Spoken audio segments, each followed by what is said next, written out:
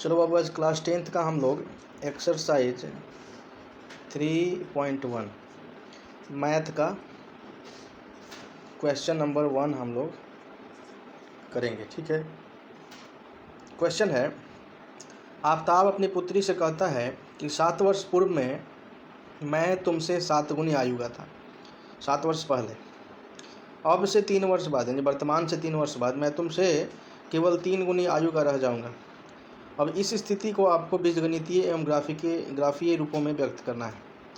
तो देखिए, इसका 2 सॉल्यूशन हमें करना है। पहला है कि अलजेब्रिक फॉर्म में इसको लाना है, दूसरा ग्राफिकल रिप्रेजेंटेशन हमें करना है। ठीक है।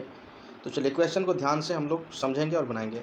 सबसे पहले इसमें क्या बोल रहा है कि आफताब अपनी पुत्री से कहता है कि 7 वर्ष पूर्व मैं तुमसे 7 गुनी आयु का था। तो सबसे पहले यहाँ पे हम लोग मान लेते हैं, जैसे लिखेंगे कि माना कि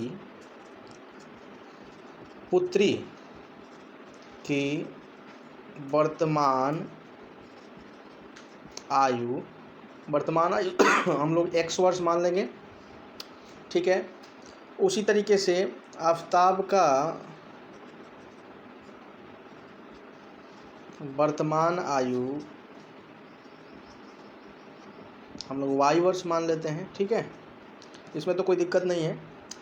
अब देखिए क्वेश्चन को समझिए। 7 वर्ष पूर्व, तो 7 वर्ष पहले उसका आयु कितना होगा? तो लिखेंगे कि 7 वर्ष पूर्व पुत्री की आयु बराबर x-7 और आफताब का कितना होगा 7 वर्ष पहले?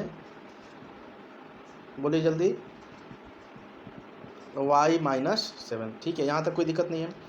अब कह रहा है कि 7 वर्ष पहले कितना था? तो मैं तुमसे 7 गुनी आयु का था, यानी आफताब अपने पुत्री के उम्र का 7 गुना उसका उम्र था। ठीक है ना। तो इसी को हमें एक्सप्रेस कर देना यहाँ इक्वेशन में। देखिए अब लिखेंगे अकॉर्डिंग टू क्वेश्चन, यानी प्रश्नानुसार, प्रश्न के अनुसार क्या बोल रहा है कि आफताब अपने पुत्री के उम्र का कितना था? 7 गुना। तो x-7 उसके पुत्री का उम्र 7 वर्ष पहले था ना, ये वाला देखिए।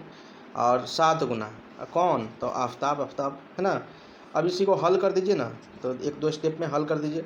7 में x से गुना कीजिए 7x, 7 में 7 से कीजिए 49 y-7। ठीक है ना।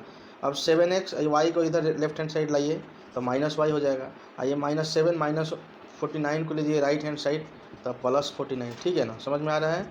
अब 7x - y बराबर, अब इसको आप 49 में 7 सब्ट्रैक्ट कर दीजिए तो कितना आ जाएगा बाबू? 42। तो देखिए हमारा 7x - y बराबर 42, हमारा एक इक्वेशन आपका मिल गया। लेकिन इसमें साथ ही यह भी कह रहा है कि अब से 3 वर्ष बाद मैं तुमसे केवल 3 गुनी आयु का रह जाऊँगा। अब से, ध्यान देना, इसमें बहुत ट्रिकी है। अब से यानी वर्तमान से, तो वर्तमान उम्र कितना है? x और y है। तो अब से 3 वर्ष बाद, तो अब से 3 वर्ष बाद क्या हो जाएगा? x + 3 उम्र, y + 3। फिर बोल रहा है कि मैं पुत्री की उम्र के 3 गुना रह जाऊँगा। तो फिर वहाँ भी ऐसे ही आपको करना है। तो इसको मिटा देते हैं क्योंकि स्पेस इस पे नहीं है। चलिए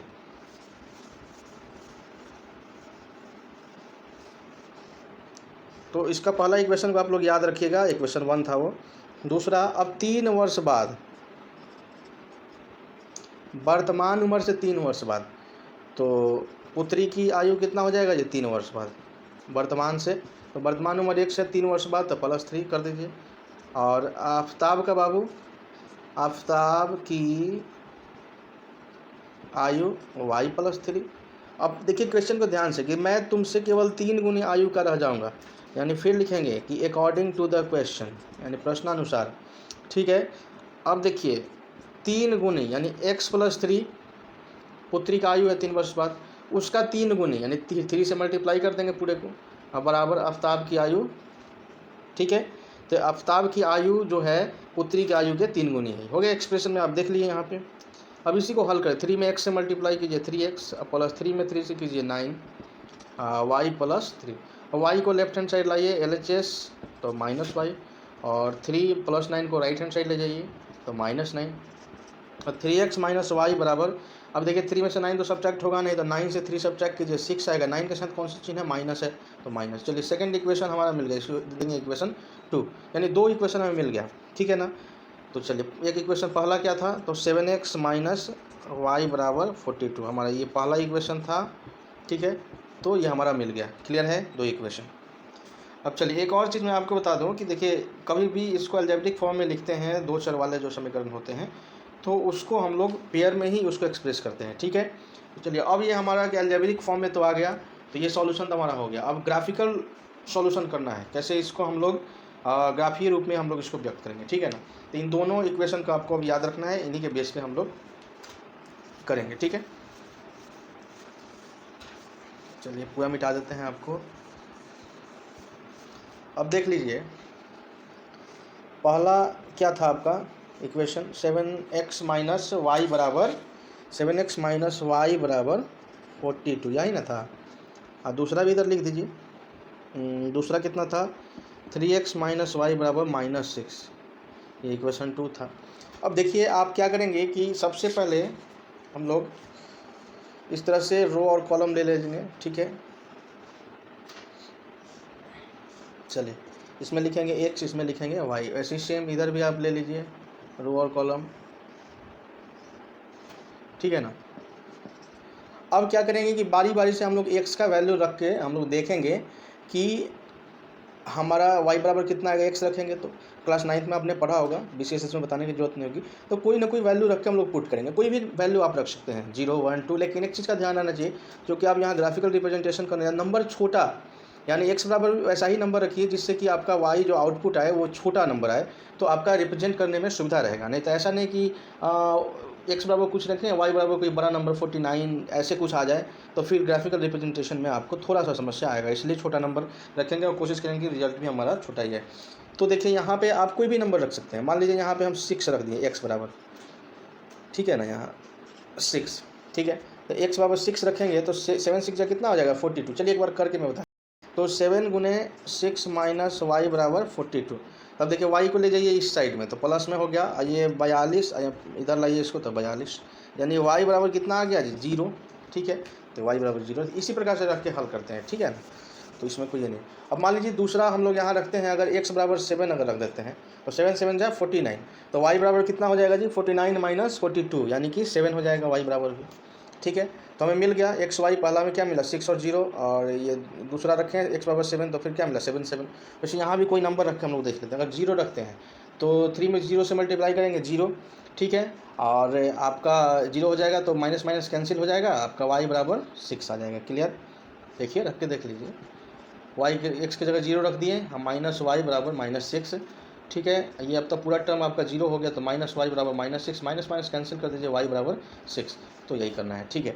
अब दूसरे वाले में हम लोग रख लेते हैं, जैसे कोई नंबर 1 रखते हैं, अगर मान लीजिए यहाँ पे हम नंबर 1 रखते हैं, अगर 1 रख के देखते हैं 1, तो फिर हमारा कितना आ जाएगा 9 आ जाएगा, है ना।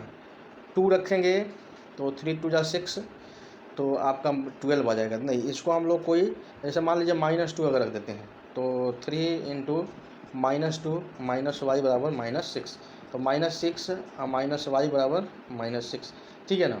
अब इसको हम लोग क्या करेंगे, माइनस वाई बराबर -6, ये उधर जाएगा तो +6 हो जाएगा, ठीक है ना। अब ये हो गया आपका माइनस वाई बराबर 0, यानी वाई बराबर कितना आया 0, ठीक है, तो 0, ठीक है। अब इसको हम लोग एक ग्राफ कॉपी होगा तो उस पर आप कर लीजिएगा, ऐसे मेरे पास स्केल वगैरह भी नहीं है, तो मैं आपको इस पर रफली एक इंडिकेशन के तौर पे मैं आपको बता दे रहा हूँ, ठीक है। आप ड्रॉ कर दीजिए ऐसे x और y एक्सेस, ठीक है।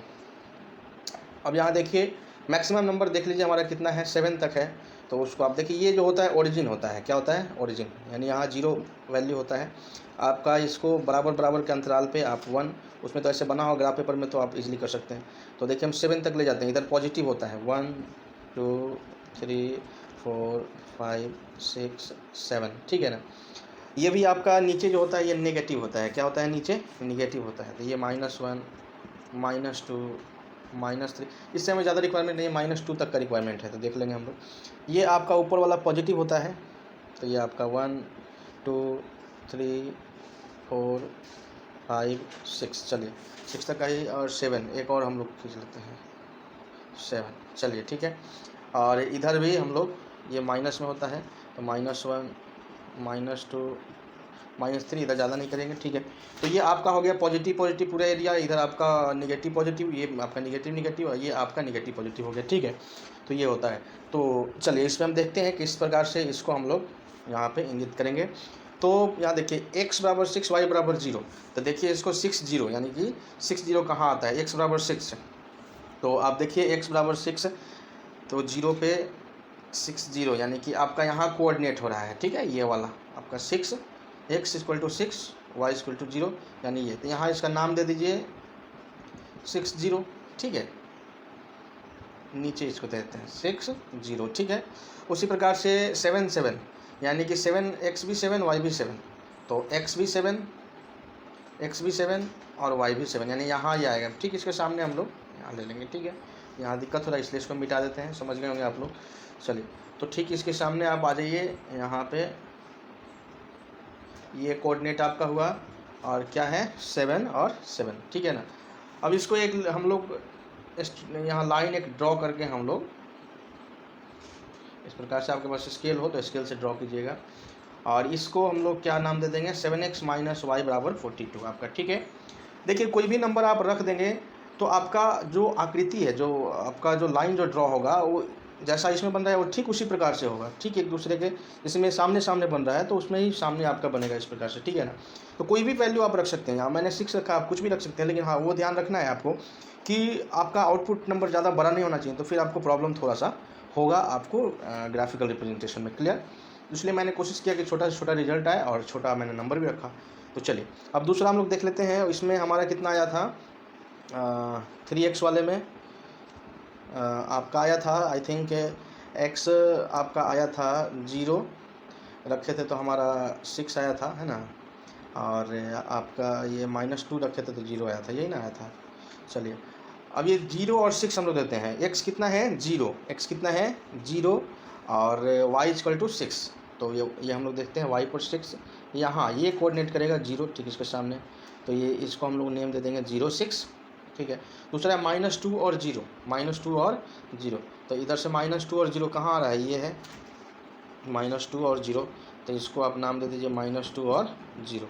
अब इसको भी एक लाइन ड्रॉ करके आप और मिला सकते हो, ठीक है, आप स्केल रख के बढ़िया से कर लेना, ठीक है।